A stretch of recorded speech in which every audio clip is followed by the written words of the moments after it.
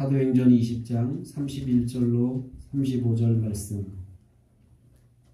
한 목소리로 같이 봉독합니다. 그러므로 여러분이 일깨어 내가 3년이나 밤낮 쉬지 않고 눈물로 각 사람을 훈계하던 것을 기억하라. 지금 내가 여러분을 주와 및 그의 은혜의 말씀에 부탁하노니 그 말씀이 여러분을 능히 든든히 세우사 거룩하게 하심을 입은 모든 자 가운데 기업이 있게 하시리라. 내가 아무의 은이나 금이나 의복을 탐하지 아니하였고 여러분이 아는 바와 같이 이 손으로 나와 내 동행이 쓰는 것을 충당하여 범사에 여러분에게 모범을 보여준 바와 같이 수고하여 약한 사람들을 돕고 또 주 예수께서 친히 말씀하신 바 주는 것이 받는 것보다 복이 있다 하심을 기억하여야 할지니라. 아멘. 시간 찬양대의 찬양을 하나님께 올려드립니다.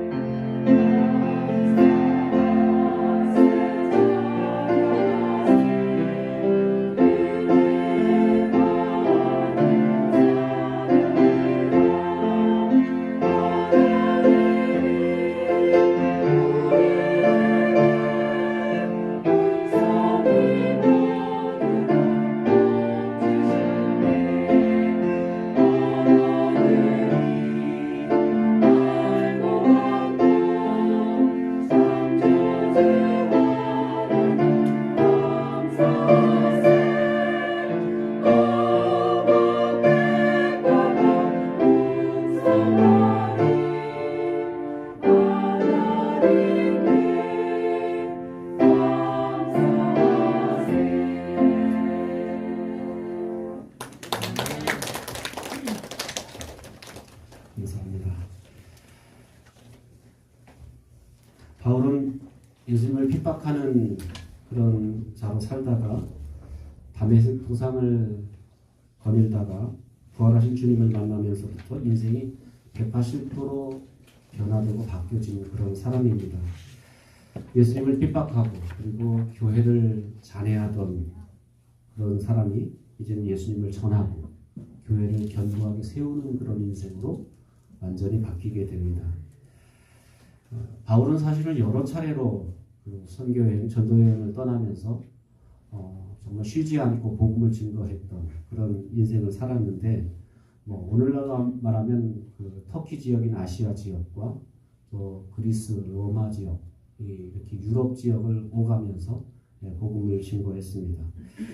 뭐 오늘날 같으면 뭐 비행기도 있고 차도 있고 뭐 여러 가지 교통수단이 있지만 저는 이 성지 순례를 이렇게 몇 번 다니면서 이분들이 걸었던 다녔던 길은 뭐 차 타고 다니는 길이 아니라 그 당시 우선 그 당시로서는 뭐 말이나 아니면 마차가 있으면 다행이지만 뭐 바울과 이 선교팀은 그런 것도 없었고 그냥 걸어서 주로 육지는 걸어서 주로 이렇게 다니면서 복음을 전했다. 근데 그게 뭐 수백 킬로 정도가 아니라 수천 킬로가 되니까 3차 전도 여행 같은 경우는 안디옥에서 출발해서 시작해서 터키 중부 내륙을 통과해서 에베소까지 가고 그리고 거기서 다시 그리스 지금 로마 마게도니아를 거쳐서 고린도까지 갔다가 다시 돌아오는 그리고 이제 물론 이제 돌아올 때는 배를 타고 이렇게 돌아오는 그런 여정이었지만 그 여정이 정말 그런데 그 여정을 갔다 와서 뭐 2차 전도여행을 갔다 와서 잠시 후에 얼마 쉬다가 바로 또 이렇게 3차 전도를 떠나고 4차를 떠나는 이런 모습을 보면서 바울은 정말 사명을 위해서 살았던 복음 전도의 사명을 위해 살았던 그런 사람이다라는 것을 우리는 알게 됩니다. 바울이 특별히 공을 들이고 정성을 들였던 곳이 이제 에베소인데요. 그래서 우리가 지난 시간까지는 에베소서에 대한 공부를 통해서 에베소서를 향한 에베소 교회를 향한 바울이 어떤 교훈을 했는지를 말씀을 드렸는데 이 에베소는 2차 전도여행 때 잠깐 들렸다가 복음을 전했고 그리고 3차 전도여행 때 그곳에 약 3년 정도 머뭅니다. 그래서 여러분이 잘 아는 두란노 서원이라는 곳이 에베소에 있는데 그 두란노 서원에서 3년여 동안 매일 한 3시간 정도를 강론을 했어요. 그래서 그 당시 이 에베소뿐만 아니라 아시아에 있는 그런 전역에 있는 사람들이 교회 지도자들이죠. 그런 사람들이 다 이 바울의 말씀을 들으면서 각 지역으로 그들이 흩어져서 이제 교회를 세우게 되는 그런 일들이 있었습니다. 그런데 이제 뭐 불과 3년 됐으니까 아무리 말씀을 공부하고 훈련을 받았어도 3년 된 신앙이라는 건 연주가 그렇게 길지 않다라는 거예요. 짧은 그런 연주이기 때문에 그걸 무시할 수 없는 거예요. 저도 이제 신앙생활을 이렇게 해보면 저는 이제 중간에 이렇게 예수 믿은 사람 아닙니까? 대학교 때 예수 믿은 사람인데 어릴 때부터 이렇게 모태신앙으로 이렇게 신앙생활 하는 사람 보면 어떨 때 모태신앙이 정말 못하는 것 같아. 다 못해. 기도도 못하고 뭐도 못해요. 다 못해. 그래서 모태신앙을 보면 좀 답답할 때가 있는데 근데 나중에 이렇게 보면 중간에 뜨겁게 믿었던 사람들은 이 뜨거운 것도 금방 또 이렇게 하지만 또 식는 것도 아주 금방 식는 이런 부분들을 보는데 모태신앙들은 뭐 이렇게 뭐 신앙생활 하는 것 같기도 안 하는 것 같기도 한데 이렇게 신앙생활 하는 모습 보면 꾸준히 이렇게 신앙생활 하는 그런 모습이 있다라는 거예요. 그게 이제 어떻게 보면 짧은 연조의 시간, 짧은 연조 동안에 이렇게 신앙의 연조를 갖고 있는 사람들이 연약한 부분들이 있다라는 겁니다. 그런 면에서 볼 때 이 에베소 교회를 볼 때 바울은 늘 염려가 된 거예요. 가장 많이 말씀을 가르쳤고 가장 어떻게 보면 정성을 들였던 교회였기 때문에 에베소 교회의 성도들의 신앙에 대한 것은 굉장히 마음속에 이렇게 담고 있었고 특별히 그런데 에베소에는 아데미 신전 그 아시아에서는 가장 큰 아데미 신전이 그 에베소에 있어요. 그러니까 이 아데미 신전은 약간 성적으로도 좀 문란한 그런 신전이었기 때문에 그런 신전이 거기 있지 그러니까 이게 문화적이나 종교적인 이런 분위기가 별로 좋지 않은 거예요. 그러니까 신앙이 조금만 삐끗하면 그냥 그런데 자꾸 넘어가기 쉽고 빠지기 쉬운 그런 환경 속에 있었다라는 거예요. 그렇기 때문에 에베소에 있는 사람들은 정말 영적인 전쟁을 치열하게 싸워내지 않으면 신앙을 지켜나갈 수가 없는 거예요. 그래서 이제 에베소 6장 보면 우리가 성령의 그 하나님의 전신갑주를 입으라라고 하면서 이제 마지막 그 부분을 전신갑주 영적인 전쟁에 대한 이야기를 한 이유가 에베소 교회에는 그런 영적인 환경들이 있었다라는 것을 우리는 알게 됩니다. 우리가 지난 시간까지 에베소서 말씀을 들었기 때문에 지난주 말씀의 내용이 이제 우리가 그러면 구원받은 사람이라면 어떻게 살아야 되는가 이 문제에 대해서 우리가 함께 말씀을 이제 바울의 마지막 끝마무리에 대한 인사를 통해서 함께 나눴고요. 오늘은 이 바울이 이제 에베소서를 떠나면서 에베소 장로들에게 했던 그런 고별 설교의 본문이죠. 오늘은 이 고별 설교의 내용을 통해서 이 에베소 교회에게 무엇을 지금 부탁하고 있는지, 그래서 저는 교회는 무엇으로 사는가라는 그런 주제를 말씀의 제목을 함께 삼았는데, 제가 몇 주 전인가요? 그 성도는 믿음으로 산다 그런 찬양이 있었잖아요. 그래서 그 찬양을 이렇게 제가 즐겨 듣는데 그 찬양의 가사가 생각이 나면서 그럼 교회는 무엇으로 살아야 되는가? 교회는 과연 이 험한 세상 가운데 무엇으로 살아야 되는가? 우리 세상 사람처럼 돈으로 살 사람들도 아니고 명예로 살 사람들도 아니고, 그러면 교회는 무엇으로 살아야 되는가라는 말씀을 오늘 그 바울의 고별 설교의 내용을 통해서 함께 은혜를 나누려고 합니다. 교회는 무엇으로 살아야 될까요? 여러분 한번 생각해 보세요. 교회는 무엇으로 살아야 될까요? 예? 여러분 무엇으로 살아야 될 것 같아요? 교회는 우리 31절 32절 말씀 한번 보겠습니다. 20장 31절 32절 시작. 그러므로 여러분이 일깨어 내가 3년이나 밤낮 쉬지 않고 눈물로 각 사람을 훈계하던 것을 기억하라. 지금 내가 여러분을 주와 및 그의 은혜의 말씀에 부탁하노니 그 말씀이 여러분을 능히 든든히 세우사 거룩하게 하심을 입은 모든 자 가운데 기업이 있게 하시리라. 아멘. 교회는 무엇으로 살아야 될까요? 네, 교회는 은혜의 말씀으로 살아야 돼요. 따라합시다. 은혜의 말씀으로 산다. 은혜의 말씀으로 산다. 교회는 은혜의 말씀으로 살아야 됩니다. 사실은 바울이 세워진 지 이제 3년밖에 안 된 에베소 교회를 떠나면서 교회 장로들을 이제 부르지요. 사실은 바울이 이제 고린도에서 마지막 그 3차 전도에게 마지막 부분은 에베소에 3년 가르치다가 한 3개월 정도를 수리아 고린도 지역에 가서 3개월을 지내게 됩니다. 그 3개월을 지내다가 이제 이제 지나다니면서 이렇게 모금했던 헌금이 있어요. 예루살렘 교회를 위해서 헌금했던 것을 이제 6월절 전에, 오순절 전에 예루살렘에 전달하기 위해서 급하게 이제 배를 타고 출발하는데 문제가 생겼어요. 고린도에서 출발하려고 했더니 그 배 안에 자객들이 있다. 이 흩어졌던 유대인들이 바울을 죽이려고 이렇게 결사각오한 사람들이 있었거든요. 배 안에 당신을 죽이려고 한다는 누군가 첩보를 제공해 준 거예요. 그래서 바울이 내리잖아요. 누가를 데리고 내리고 육로를 통해서 이제 가고, 먼저 다른 팀은 드로아에 먼저 가 있으라 하고 이제 보내게 됩니다. 그러면서 시간이 좀 늦어졌어요. 6월절까지 들어가려고 했는데 6월절까지 못 들어가요. 그래서 오순절까지는 예루살렘에 도착해야 되겠다라고 생각해서 드로아에서 배를 타고, 원래는 에베소를 들릴 작전이었어요. 그런데 에베소까지 들어갔다 나오면 시간이 많이 걸리니까 에베소를 지나쳐서 밀레도라는 항구에, 그 좁은 섬인데 그 섬에 거기 도착하게 되고, 거기 사람을 미리 보내서 이제 에베소의 장로들을 그 밀레도로 내려오게 합니다. 그래서 그 밀레도에서 이제 마지막 고별 설교를, 사도행전 20장은 그 에베소 장로들을 향해서 고별 설교하는 내용이 거기에 기록되어져 있습니다. 에베소 교회 이렇게 3년을 바울이 목회하면서 세웠던 교회인데 아직 신앙적으로는 좀 미숙한 교회였고, 아까 말씀드린 대로 영적인 전쟁이 치열했던 그런 교회였다라는 겁니다. 그런데 그 교회를 지금 사람에게 맡기지 않고, 지금 장로들에게 맡기지 않고 누구에게 맡긴다고 했죠? 주님과 은혜의 말씀에.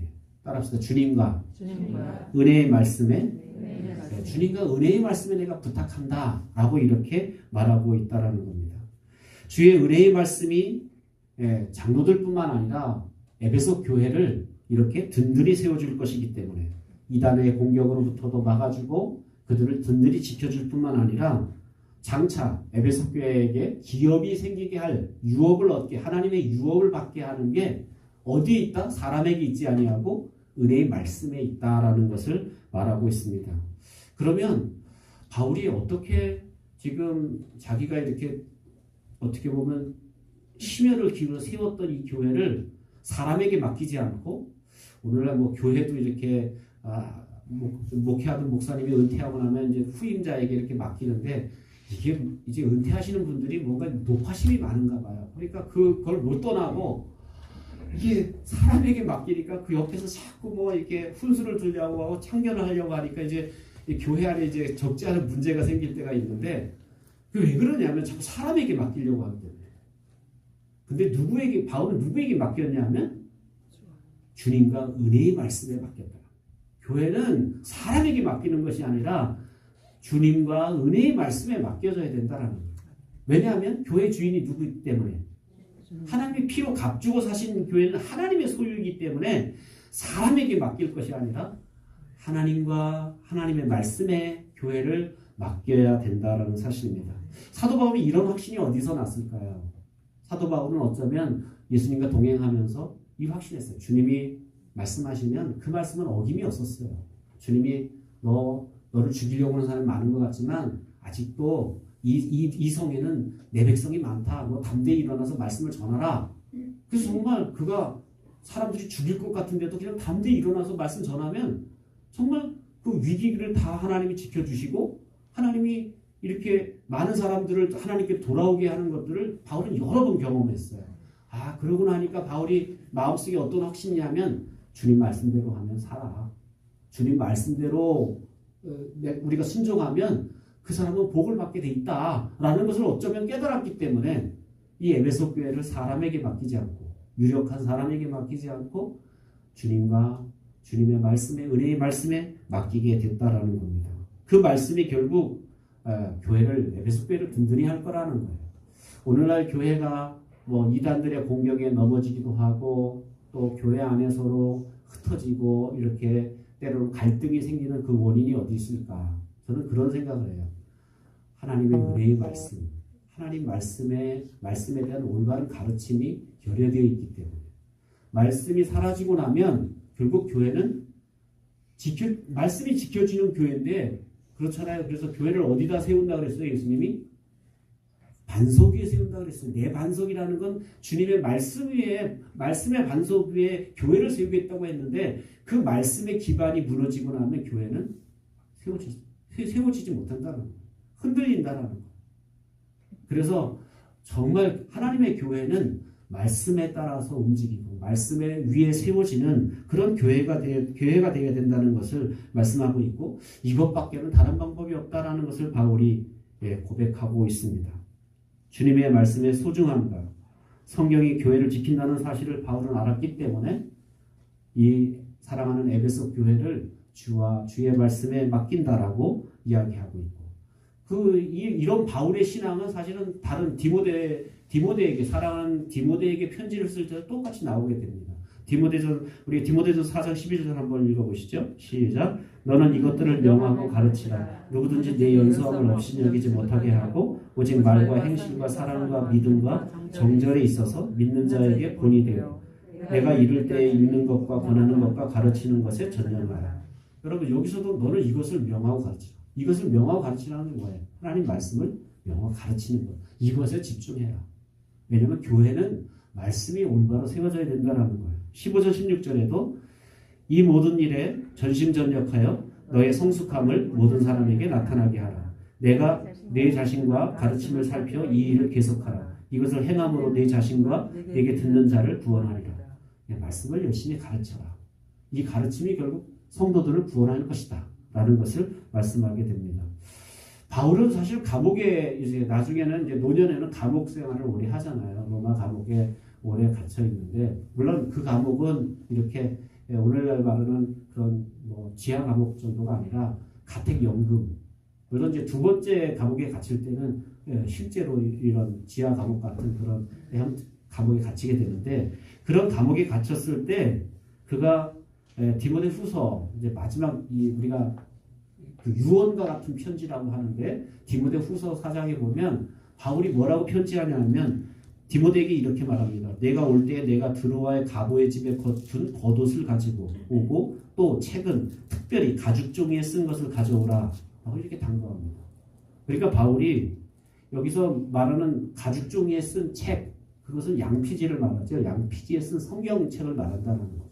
그래서 그러니까 그 당시 종이는 질이 나쁘기 때문에 뭐 이렇게 읽다 보면 금방 해지는데 가죽 종이에 쓴 그 양피지에 쓴 그 성경은 이게 닳지 않는 거예요. 그러니까 바울이 이 노년의 감옥의 마지막 이제 감옥에서 죽는 날을 기다리면서도 그는 끊임없이 뭘 읽었다라는 거예요?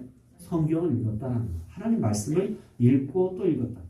여기서 말하는 성경은 어떤 성경이냐 하면 이미 초대교회 때는 이 바울 당시 정도 되면 예수님의 복음서의 가르침을 이렇게 요약한 말씀 요약집이 아마 있었을 거다라는 그런 추정이 됩니다. 그러니까 왜냐하면 성도들을 이제 교회가 세워지면 성도를 가르쳐야 됐기 때문에 아직 뭐 신약 성경은 구체적으로 나오지 않았지만 그 당시 이렇게 예수님의 복음서의 가르침의 내용들을 요약한 그런 책이었을 것이다라고 생각되는데 그 말씀을 그가 계속 감옥 안에서도 읽고 또 읽었다는 그런 모습을 우리는 보게 됩니다. 이렇게 바울이 왜 이렇게 말씀을 사모하는가? 말씀이 결국 우리를 든든히 세우고 말씀이 악한 그런 사단의 공격으로부터 우리를 막아주기 때문에 그렇더라고요. 그래서 우리가 그 영적인 무기 하나님의 전신갑주 중에서 하나님 말씀을 뭘로 비유하고 있어요? 성령의 검으로 비유하고 있어요. 그러니까 성령의 검인 하나님 말씀, 이 유일한 어떻게 보면 하나님 전신갑주의 공격 무기예요. 그러니까 이 공격 무기인 말씀이 무장되어 있지 않으면 우리가 당할 수밖에 없다라는 거예요. 그래서 우리가 신앙생활을 하면서 정말 중요시 여겨야 되는 것은 뭐냐면 하나님 말씀에 대한 올바른 가르침을 잘 받고 교회는 올바르게 잘 가르쳐야 되고 성도들은 그 말씀의 가르침을 잘 배울 수 있는 것. 근데 대부분의 뭐 옛날에는 한 70년대 80년대 우리 한국 교회는 배우는데 정말 열심히 있었어요. 왜냐하면 못 배우기 한이 됐기 때문에. 그렇지 않아요? 정말 못 배우기 한이 돼서 그래서 교회마다 무슨 대학, 성경대학, 무슨 교사대학, 대학이 유행이었어요. 그때는 정말 배우는 걸 그렇게 즐겨했어요. 그럴 때 한국 교회가 사실 부흥했어요. 그런데 이제 2000년대가 지나고 나면서 이제 이런 게 별로 실제 아무나 대학 다 가니까 아무나 하면 좀 죄송해요. 요즘은 웬만하면 대학을 가게 되니까 이제는 교회에서 대학 한다 그래도 별로 직구도 하고 이런 모습을 좀 보게 된다라는 거예요. 그러면서 이 한국 교회가 저는 그렇게 자꾸 이렇게 세태기에 접어드는 것 중에 하나의 요인 중에 하나가 말씀이 약해지는 거예요. 말씀을 많이 배우는 것 같고 많이 아는 것 같지만 실제로 말씀을 체계적으로 말씀을 잘 공부하고 배우는 거에 약하다는 거예요.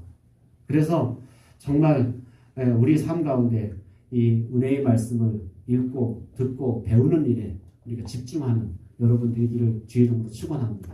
지난 한번 1년을 돌아보세요. 1년 동안 여러분이 그 전보다 하나님 말씀을 더 읽고 더 집중하고 더 묵상하고 더 연구했는가? 그런 분들은 어떤 분은 그런 얘기하더라고요. 코로나 때문에 오히려 성경을 더 많이 읽게 됐고 더 많이 성경 공부를 하게 됐고 제가 어제도 어떤 후배 만났는데 우리 성경도 지금 요즘 무슨 아주 통 큰 성경을 공부한대요. 그러는데 입을 열 때마다 성경 구절이 나오더라고요. 입을 열 때마다 성경 구절이 툭 나오고 이건 뭐 어디에 뭐가 같다 그러면서 아주 성경의 비유를 이렇게 입을 열 때마다 얘기하는 거 보면서 그렇지 만약에 세상 것을 배워서 세상 게 나올 텐데 하나님 말씀을 그렇게 집중해 배우니까 이 입에서 그게 자꾸 적용되어지고 나온다.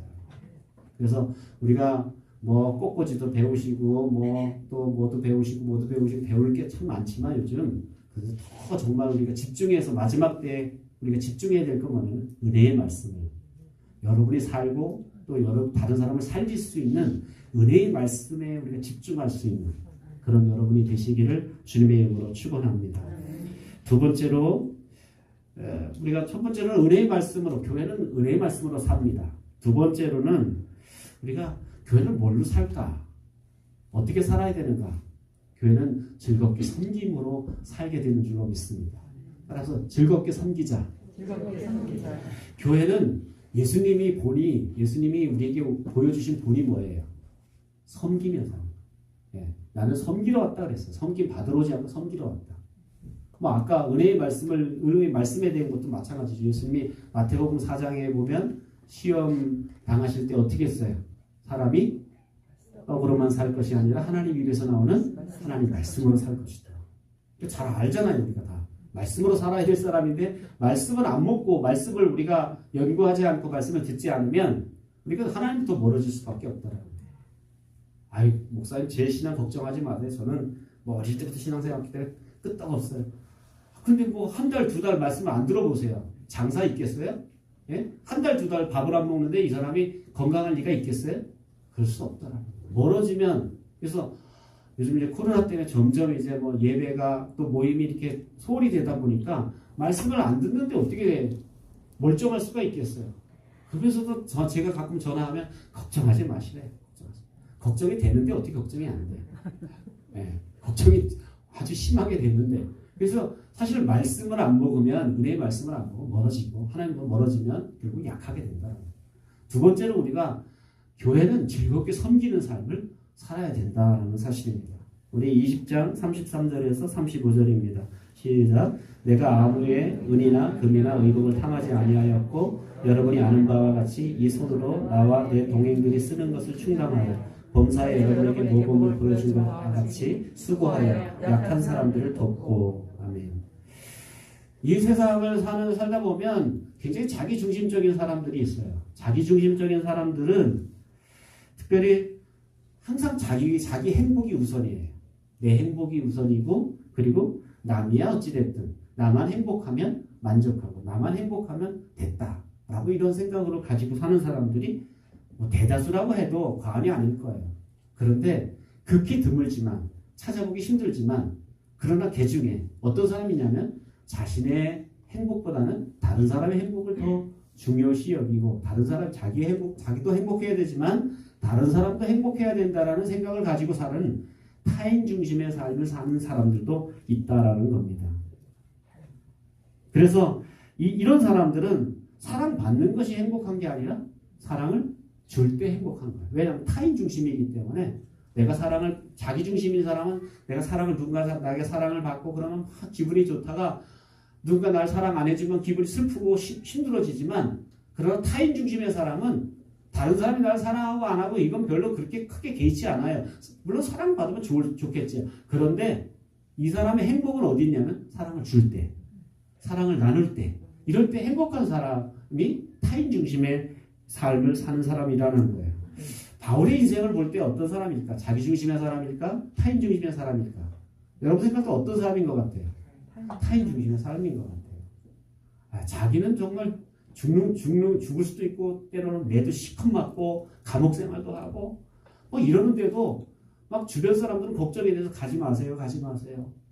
눈물로 가로막는데도 바울은 왜 너희들 울어서 내 마음을 아프게 하냐? 나는 가야 된다.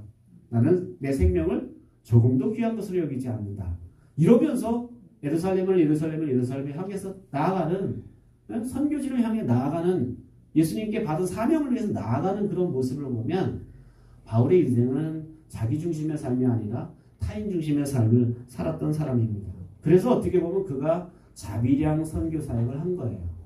물론 교회 이렇게 서신서에 보면 교회가 바울이 뭐 이렇게 감옥에 있을 때 이렇게 후원한 교회가 있었죠. 빌립보 교회 같은 대표적인 교회가 있었지만 그러나 바울은 대부분은 자비량 선교를 했어요. 그래서 자비량 선교했다는 얘기 뭐 자기가 돈을 벌면서 바울의 직업이 뭐였어요? 텐트 메이커예요.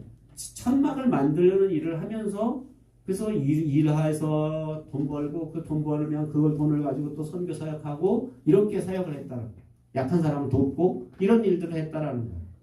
그러니까 바울이 이렇게 그 일터에서 일을 하면서 만났던 사람이 누구냐면 정말 귀하고 소중한 사람 누구 만났어요? 브리스길라와 아굴라 부부를 만났어요. 이 집사 부부를 만났어요. 이 사람들이 진국이야. 그래서 바울이 갈 때마다 같이 따라다니면서 그 일을 같이 하면서 생업을 같이 하면서 또 복음전도에 같이 했던. 그래서 제가 지난번에 요즘 이제 새벽기도가 사도행전 우리가 보지 않습니까? 근데 제가 지난번 새벽기도 하면서 재생산의 새로 또 모델 하나 저는 바울 디모데 또 다른 충성된 사람 이렇게 모델만 있는 줄 알았는데 바울이 브리스길라 아굴라를 훈련시켰어요. 그런데 바울이 에베소에 이제 그 예루살렘 갈 때 에베소에다가 브리스길라 떨고 놨거든요. 그런데 이 부부가 거기에 아굴라라는 사람을 딱 만나서 이 사람이 요한의 세례밖에 모르는 사람이야. 그러니까 이 사람을 훈련시켜갖고 성령의 세례가 있음을 가르치고 그래서 이 사람을 어디로 다시 파송하냐면 고린도로 파송하는 그런 모습을 보면서 바울이 아굴라 부부를 제자 훈련시켰고 아굴라 부부가 또 아굴라를 이렇게 변화시키는 전도 일꾼으로 세우는 그런 모습 보면서 이렇게 교회는 이런 식으로 내가 받은 훈련을 내가 받은 은혜를 또 다른 사람에게 가르치고 훈련시켜서 그 사람이 또 나와 같은 일을 할 수 있도록 해야 된다라는 사실입니다. 그러니까 바울은 어떻게 보면 이렇게 자비량 선교를 하면서 그가 가는 곳마다 다른 사람에게 폐를 끼치지 않으려고 애를 썼어요. 다른 사람에게 폐를 끼치지 않으려고 애를 쓰면서 자기가 손수 일을 하면서 그래서 오늘 성경 보면 내가 아무 은이나 금이나 의복을 탐하지 않는다. 탐욕의 노예처럼 일하지 않았다. 내가 뭘 바라고 일하지 않았다라는 거야. 그러면서 여러분이 아는 바와 같이 이 손으로 나와 내 동행들이 쓰는 것을 충당했고 범사에 여러분의 모범을 보였다라고 이렇게 말하고 있습니다. 이런 모습을 보면서 바울이 이렇게 복음 전하는 것도 힘들고 어려운데 어떻게 일까지 하면서 복음을 전했을까? 그런데 그 일이 즐겁게 했을까? 힘들게 했을까? 어떻게 했을 것 같아요? 바울이니까 무조건 즐겁게 했다 이렇게 생각을 하면서 대답을 하세요. 바울은 천막 만들면서 빨리 복음 전해야 되는데 이거 지겨운 일 빨리 이런 자세로 했을까? 그렇지 않다라고 즐겁게 했어요. 그거 어디서 알 수 있냐면 데살로니가전서 5장 보면 뭐라고 그래요? 5장 16절 18절 19절 보면 범사에 감사하라 쉬지 말고 기도하라 범사에 감사하라 항상 기뻐하라 항상 기뻐하라. 그러니까 그는 일할 때도 항상 천막 만들이 일한다. 항상 기쁘게 해요. 저는 좀 그런 생각을 해요. 우리 일터에서 성도들이 크리스찬들이 일터에서 좀 기쁘게 일했으면 좋겠다. 그것도 그게 죄짓는 일이 아니면 그거 하나님의 일이야. 남을 섬기는 일이고 남을 도와주는 일이고 남을 건강하게 하는 일이고 남의 먹거리를 채워주는 일이고 그거 다 다른 사람에게 유익한 일이야. 그렇다면 여러분 정말 기쁨을 가지고 즐겁게 일했으면 좋겠어요. 왜냐하면 여러분의 얼굴 표정을 사람들은 보고 있어요. 하나님은 여러분 중심을 보지만 사람들은 여러분의 겉모습을 봐요. 겉모습 중에서도 얼굴을 봐요. 몸매를 보는 게 아니라 얼굴을 보는데 이 얼굴이 이 사람이 기쁘게 일하는지 아니면 괴로워서 일하는지 알 수 있어요. 저도 어느 집에 이렇게 물건 사러 들어갔는데 무슨 곤란 사람처럼 이렇게 퉁명스럽게 어서 오라고 얘기도 안 하고 인사도 안 하고 뭐 물건 안내도 안 해주고 그러면 굉장히 기분이 나쁘더라고요. 그러면서 속으로 결심하죠. 다시는 마찬가지예요. 여러분이 일터에서 일을 하실 때 정말 그리스도의 마음을 가지고 기쁜 마음으로 섬기는 마음으로 그렇게 여러분이 일하실 때 하나님이 이렇게 부지런히 기쁘게 즐겁게 일하는 자에게 하나님이 복을 주신다고 했어요. 그렇게 여러분이 지난 1년 동안 어떻게 일해 오셨는지 모르지만 이제 여러분의 일터에서 여러분 그 일터가 가정이라면 가정 속에서 기쁘고 즐겁게 봉사하고 기쁘고 즐겁게 섬기는 그런 여러분이 되기를 주의 이름으로 축원합니다. 그래서 결국 기쁘게 일할 때 그것이 많은 사람들에게 은혜를 끼치게 되고 느헤미야 선지자는 8장에 뭐라고 얘기하냐면 막 안식일날 막 회개하고 울고불고 하니까 느헤미야가 뭐라고 외칩니까? 기뻐하는 것이 너희의 힘이다. 따라합시다. 기뻐하는 것이 힘이다. 그래서 저는 그런 생각이에요. 뭐든지 인상 쓰면서 하는 건 그거 오래 못해요. 왜냐하면 지치기 때문에 피곤해지기 때문에. 그런데 기쁘게 하는 일은 그건 지속할 수 있다. 계속할 수 있다.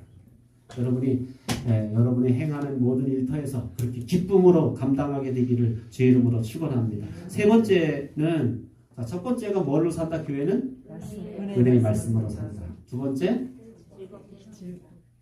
즐겁게 섬기면서 산다. 세 번째 네, 세 번째는 주는 자가 복이 있다. 주면서 산다.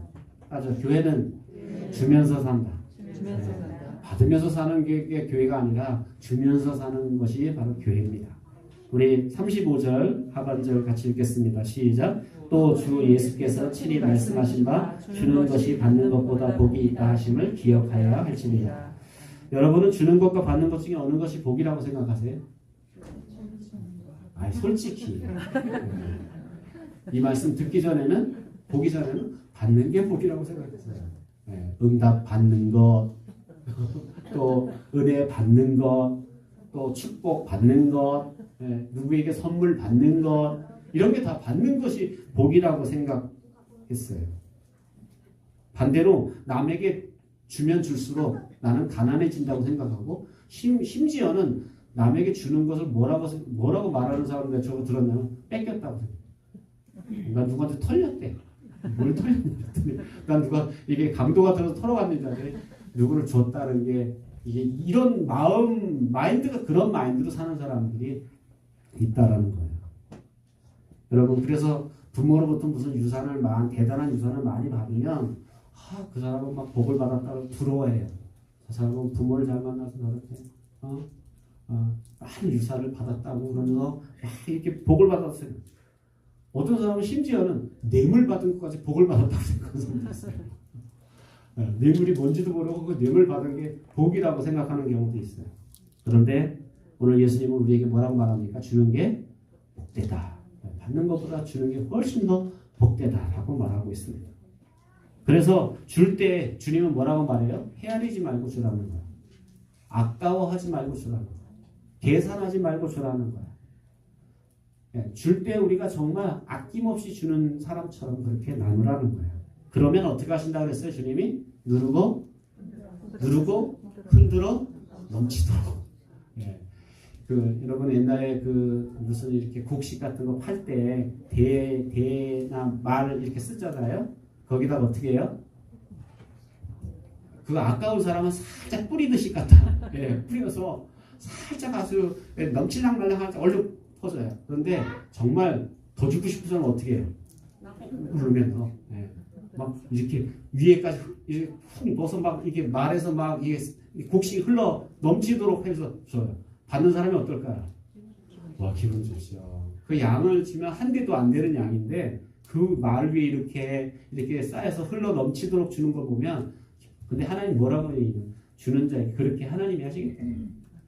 너 사람에게 받으려고 그러지 말고 내가 주는 거는 사람이 주는 거하고 차원이 달라. 누르고 흔들어 넘치도록 내가 채워줄 것이다 라고 말씀하고 있습니다. 여러분 왜 나는 요즘 기쁨이 없을까? 왜 기쁨이 없다고 생각하세요? 다른 사람을 기쁘게 하지 않았기 때문에. 나는 왜 요새 슬플까? 다혜가 다른 사람을 기쁘게 하지 않았기 때문에 내 속에 슬픔이 자꾸 기습하는 거예요. 나는 왜 행복하지 않을까요? 다른 사람을 행복해 하지 않을 때. 다른 사람을 행복하게 해줘야 돼. 그래야 내가 행복한 거. 이게 신앙의 법칙이고 신앙의 원리예요. 주는 자가 복을 받아. 내가 행복.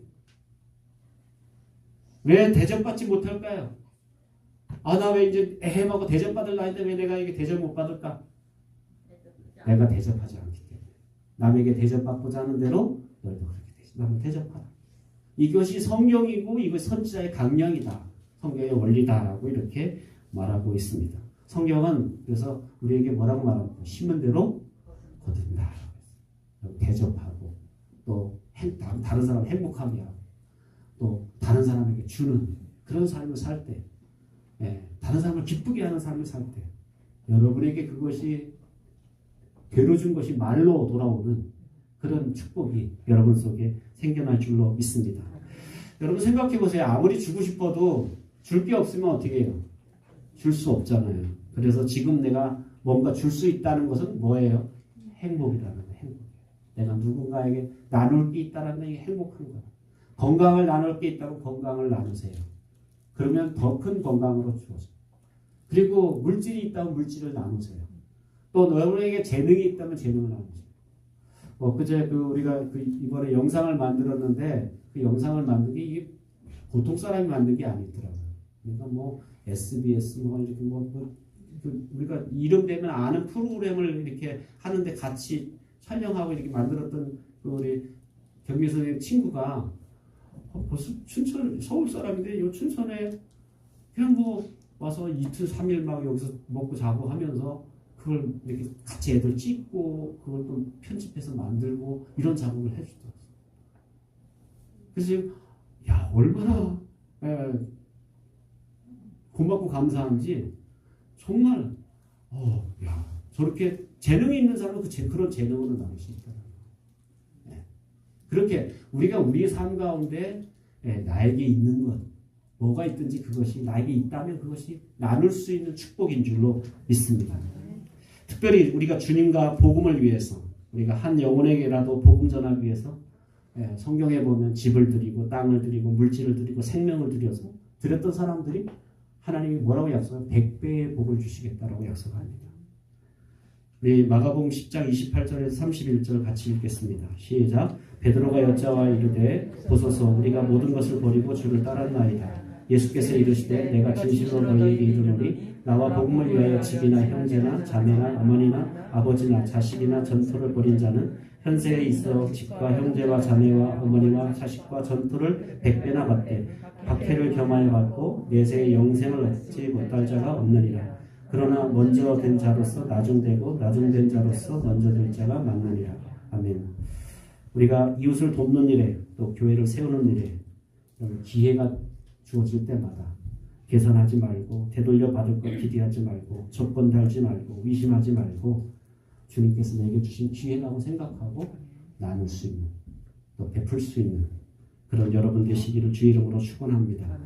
사람이 이렇게 나눌 때 성숙해지는 것 같아요. 여러분 어린아이가 잘 줍니까? 어른이 잘 줍니까?